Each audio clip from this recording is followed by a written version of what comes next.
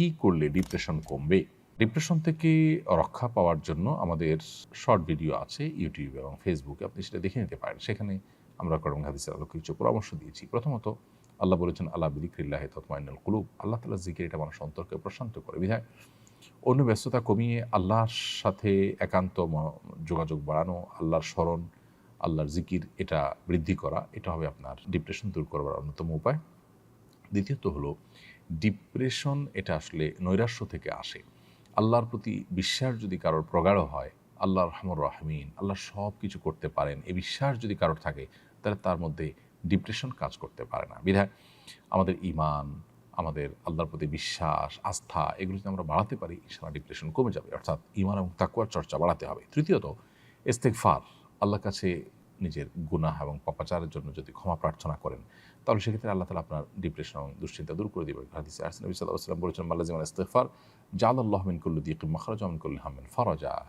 যে ব্যক্তি ইস্তেগফারকে আঁকড়ে ধরবে, অর্থাৎ সবসময় ইস্তেগফার করতেই থাকবে, আল্লাহ তাআলা তাকে সকল সংকটাপন্ন পরিস্থিতি থেকে বের হওয়ার পথ আবিষ্কার করে দিবেন। সকল পেরেশানি থেকে আল্লাহ তাআলা তাকে মুক্তি দান করবেন। এর পাশাপাশি চতুর্থ যে বিষয়টি বলতে চাই, তা হলো দুরূদ পাঠ করা। বেশি বেশি দুরূদ পাঠ করলে সেটাও আমাদের দুশ্চিন্তা, পেরেশানি, ডিপ্রেশনকে দূর করবে ইনশাআল্লাহ, কারণ দুরূদের মাধ্যমেও সেটি হবে বলে হাদিসে রয়েছে। এবং সর্বশেষ বলতে চাই যে বিশেষ দোয়া আছে নবী সাল্লাল্লাহু আলাইহি ওয়াসাল্লামের, আল্লাহুম্মা ইন্নী আউযু বিকা মিনাল হাম্মি ওয়াল হাযান। আল্লাহ আপনার কাছে টেনশন, ডিপ্রেশন, দুশ্চিন্তা থেকে পানা চাই। এই দোয়াটা বেশি করে পড়বেন, ইনশাআল্লাহ আল্লাহ তাআলা আপনাকে হেফাজত করবেন। রিদওয়ান আহমেদ আপনি লিখেছেন, আমি ওয়াসওয়াসার কারণে অনেক সমস্যায় ভুগছি, এর সমাধান কি? অনেক ভাইয়েরা আমাদের, অনেক বোনেরা আমাদের ওয়াসওয়াসার রোগে ভুগছেন। ওয়াসওয়াসার রোগটা খুবই ভয়ঙ্কর একটা রোগ। একজন মানুষকে মানসিকভাবে অনেক অসুস্থ করে দেয়। আজকে জুমার পরও আমার মসজিদে অনেক দূর থেকে একজন ভাই এসেছেন, তার বাবা সহকারে। তিনি ভয়ঙ্কর ওয়াসওয়াসার রোগে ভুগছেন। মামাতো বোনের সাথে তার বিবাহ ঠিক হয়েছে, কিন্তু মামির সাথে কোনো প্রকার হুরমতে মোসাহারা হলো কিনা, অজান্তে কোনো প্রকার কোনো কিছু হলো কিনা, তার তরফ থেকে না হলে মামির তরফ থেকে হলো কিনা, এটা নিয়ে সে ওয়াসওয়াসায় ভুগছে। তো এই জাতীয় ওয়াসওয়াসার কারণে দেখা যায় যে দাম্পত্য জীবনে কলহ, ইবাদত বন্দেগীতে মনোযোগিতা কমে যাওয়া, নানাবিধ সমস্যা সৃষ্টি হয়।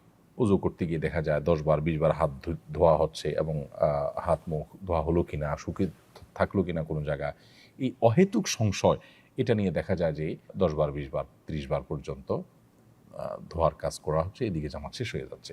তো এই অস্বস্থাগুলো শয়তান আমাদের মধ্যে সৃষ্টি করে, আমাদেরকে বিভ্রান্ত করবার জন্য, আমাদেরকে ভালো কাজ থেকে দূরে সরাবার জন্য। এগুলোর জন্য দুটি করণীয় আমাদের আছে। প্রথমত, ভালো কোনো মানসিক ডাক্তার আমরা দেখাতে পারি। বিশেষ করে দিনদার যদি মানসিক ডাক্তার হয় তাহলে ভালো হয়। যদিও সাইকোলজির এই জগতে বেশিরভাগই আপনার সেকুলারিজমের দাপট এবং দৌরাত্ম্য অনেক বেশি। দিনমুখী যারা আছেন তাদের এই সেক্টরে এগিয়ে আসা উচিত, কারণ এখন গোটা পৃথিবীতেই মানুষের যে সমস্ত সমস্যাগুলো দিন দিন বেড়ে চলেছে, এর মধ্যে সাইকোলজিক্যাল সমস্যা অনেক বেশি। সো এখানে ভালো কোনো সাইকিয়াট্রিস্ট, সাইকোলজিস্টের শরণাপন্ন হওয়া, এটা একটা ব্যাপার। আর দ্বিতীয়ত হলো, ভালো কোনো রাকি শরণাপন্ন হওয়া।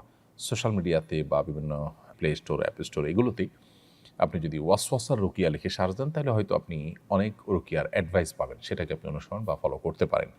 অডিও বা ভিডিও পেলে সেগুলো আপনি মনোযোগের সাথে শুনতে পারেন। আমি আশা করি যে আপনি যদি ভালো মতো রুকিয়া করেন, তাহলে ইনশাআল্লাহ আপনার এই ওয়াসওয়াসার সমস্যা কেটে যাবে। আর অনেক ভাইরা, অনেক বোনেরা এই সমস্যায় ভুগছেন, এবং এটার কারণে তাদের জীবন অনেকটাই ব্যাহত হচ্ছে।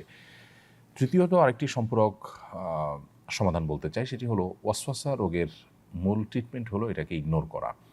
যিনি ওয়াসওয়াসা রোগে ভুগছেন তার এটা বোঝা উচিত, এটা শয়তান আমাকে পেরেশান করবার জন্য করছে। অতএব এটাকে আমলে নেওয়া মানে হলো শয়তানের কাজটাকে ত্বরান্বিত করা এবং সহজতর করা।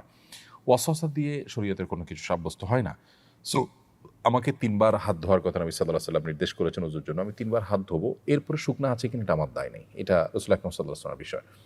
পেশাব করার পর অহেতুক ওয়াসওয়াসা যে ফোঁটা আসলো কিনা, আরও আরেকটা ফোঁটা বের হলো কিনা, এগুলো দূর করবার জন্য নবী সাল্লাল্লাহু আলাইহি ওয়াসাল্লাম নিজে বলেছেন যে ভেজা হাত পাক কাপড়ের উপর দিয়ে মারার জন্য, যাতে করে কোনো প্রকার ওয়াসওয়াসার কারণে আপনি পেরেশান হওয়ার সুযোগই না থাকে। কারণ আপনি দেখবেন যে সব পানির ফোঁটা, আমি তো পানি একটু আগে মেরেছি, অত এগুলো পানির ফোঁটা। সো কোনো কিছু উজু করতে গিয়ে একটু পানি দেখলাম, আর এটা পেশাব বের হলো কিনা, এটা নিয়ে আমি অহেতুক পেরেশানিতে পড়ে গেলাম, আবার কাপড় পাল্টাপাল্টিতে চলে গেলাম, এদিকে জামাত শেষ হয়ে গেল। এগুলোকে পাত্তা দেওয়ার কোনো কারণ নেই। অতএব ওয়াসওয়াসাকে ইগনোর করা হলো ওয়াসওয়াসার অনেক বড় একটা ট্রিটমেন্ট, এবং ইগনোর না করে এটাকে আমলে নেওয়া, এটাতে মনোযোগ দেওয়া, এটাতে ডুবে থাকা, এটা হলো শয়তানের সেই শয়তানি কর্মকাণ্ডকে অনেকটা বাস্তবায়ন করতে সহযোগিতা করা, যেটা আমাদের উচিত নয়। অতএব যারা রোগে ভুগছেন তারা এটাকে ইগনোর করবেন এবং আল্লাহর কাছে দোয়াও করবেন যে আল্লাহ এই ওয়াসওয়াসা থেকে আপনি আমাকে মুক্তি দান করেন, আল্লাহ তাআলা হেফাজত করুন। ছেলে হওয়ার সময় আমার খুব কষ্ট হয়, ডাক্তার সিজার করার সিদ্ধান্ত নেন। আমি আল্লাহর সঙ্গে ওয়াদা করেছিলাম নরমালি হলে এতিমখানায় একটি খাসি দান করব। আমার ছেলের বয়স 7 বছর, এখন সম্পন্ন করতে পারিনি। এই ওয়াদা করা কি আমার সঠিক হয়েছে? এখন সম্পন্ন করতে না পারায় কি সম্পন্ন করতে না পারায় কি গুনাহ হবে? এ কারণে আমার ছেলের কি কোনো ক্ষতি হবে? আল্লাহর সঙ্গে আপনি যদি ওয়াদা করে থাকেন যেটা হলে আমি এটা করব, তাহলে আপনার এই ওয়াদা পূরণ করা উচিত, এটা আপনার কর্তব্য। আর এটা না করলে আপনি গুনাহগার হবেন। দেরি হয়েছে তারপরও যদি আপনি করে ফেলেন তাহলে এটি আদায় হয়ে যাবে এবং ইনশাআল্লাহ বিইذনিল্লাহ আপনি দায় থেকে মুক্ত হয়ে যাবেন। কিন্তু এর ফলশ্রুতিতে আপনার সন্তানের ক্ষতি হবে কিনা সেটা অবশ্য এর সাথে প্রাসঙ্গিক বিষয় নয়, কারণ সন্তান তো এখানে কোনো অন্যায় করেনি, অতএব তার এখানে লাভ ক্ষতির বিষয় নেই। ক্ষতি যা হওয়ার আপনার হবে, আপনি গুনাহগার হবেন এবং আল্লাহর সঙ্গে কৃত ওয়াদা এটা পূরণ করা উচিত আপনার। যতটুকু আপনি ওয়াদা করেছেন ততটুকু আপনার সাধ্যের মধ্যে থেকে। সো আপনি আগে করতে না পারলে এখন এটিকে পূরণ করবার চেষ্টা করবেন। মোহাম্মদ রিয়াজ লিখেছেন আমার বয়স 17, আমি বাবরি চুল রাখতে পারবো কিনা? হ্যাঁ, অবশ্যই রাখতে পারেন। তমিন ইসলাম আপনি লিখেছেন ফর্সা হওয়ার ক্রিম ব্যবহার করলে কি গুনাহ হবে? এটা স্বাভাবিক আকৃতি পরিবর্তন হিসাবে গণ্য হবে কিনা? উত্তর হলো না। ফর্সা হওয়ার ক্রিম ব্যবহার করলে আসলে আমাদের আকৃতি পরিবর্তন বলতে যেটা বোঝায় সেরকম কিছু হয় না, বিধায় এটা ব্যবহার করা হারাম হবে না। তবে আমরা যখন প্রসাধনী ব্যবহার করব সতর্ক থাকতে হবে এগুলোতে হারাম কোনো উপাদান আছে কিনা। আমরা খাদ্য গ্রহণের ক্ষেত্রে, পানীয় গ্রহণ করার ক্ষেত্রে হালাল হারাম বাছ বিচার করলেও আমরা অনেকেই জানি না যে প্রসাধনী ব্যবহারের ক্ষেত্রে হালাল হারাম বাছ বিচার করার বিষয়টা রয়েছে। আপনি দেখবেন যে ইয়াহুদি যে পণ্যগুলো বয়কট করার জন্য আহ্বান করা হয়, তাদের পণ্যগুলোর তালিকার মধ্যে সবচেয়ে দীর্ঘ তালিকা হলো এই প্রসাধনী রিলেটেড পণ্যগুলো। এই পণ্যগুলোর মাধ্যমে অনেক হারাম বস্তু আমাদের শরীরে প্রবেশ করানো হয়ে থাকে। আমরা এগুলো যখন ব্যবহার করি নানাভাবে এগুলো আমাদের শরীরে প্রবেশ করে, আমরা সেই দিকটাকে অনেকে খেয়াল করি না। অতএব সেখানে হালাল হারাম বিষয়টাকে বিশেষভাবে আমাদের বিবেচনা আনতে হবে। তবে মৌলিকভাবে ফর্সা হওয়ার ক্রিম ব্যবহার করাটা নিষিদ্ধ নয়। ভগ্নিপতি কি শালীকে বিয়ে করতে পারবে কিনা? না, ভগ্নিপতি শালীকে বিয়ে করতে পারবেন না। বিশেষ করে শালীর বোন নিজের স্ত্রী থাকা অবস্থায় যদি বোনের সাথে তালাক হয়ে যায়, বিচ্ছেদ হয়ে যায় বা বোন মারা যায়, তখন শালীকে বিয়ে করতে পারবেন। সাইম ইসলাম আপনি লিখেছেন হাঁটু এবং কোমরের সমস্যা থাকলে চেয়ারে বসে নামাজ পড়া যাবে কি না? হাঁটু এবং কোমরে যদি এত বেশি অসুবিধা থাকে, এত বেশি অসুস্থ থাকে এবং ব্যথা থাকে যে আপনি রুকু সেজদার জন্য যে মুভমেন্ট সেটা করতে পারেন না, কোনোভাবে অসহনীয় কষ্ট হয়, অসুস্থ হয়, তাহলে সেক্ষেত্রে আপনি চেয়ারে বসে নামাজ আদায় করতে পারবেন। আর যদি সমতলে বসে বসে সালাত আদায় করার সুযোগ থাকে তাহলে সেটা আপনি করবেন। সেটা যদি না হয় তাহলে চেয়ারে বসে আপনি নামাজ আদায় করতে পারেন। কিন্তু যে অপারগ হলে তখন শুধুমাত্র একটু অস্বস্তি লাগছে বা একটু কষ্ট হচ্ছে, এটার উপর ভিত্তি করে আপনি চেয়ারে বসে নামাজ পড়া শুরু করলে সেটি সঠিক হবে না। আস-সুন্নাহ ফাউন্ডেশন, উম্মার স্বার্থে সুন্নাহর সাথে।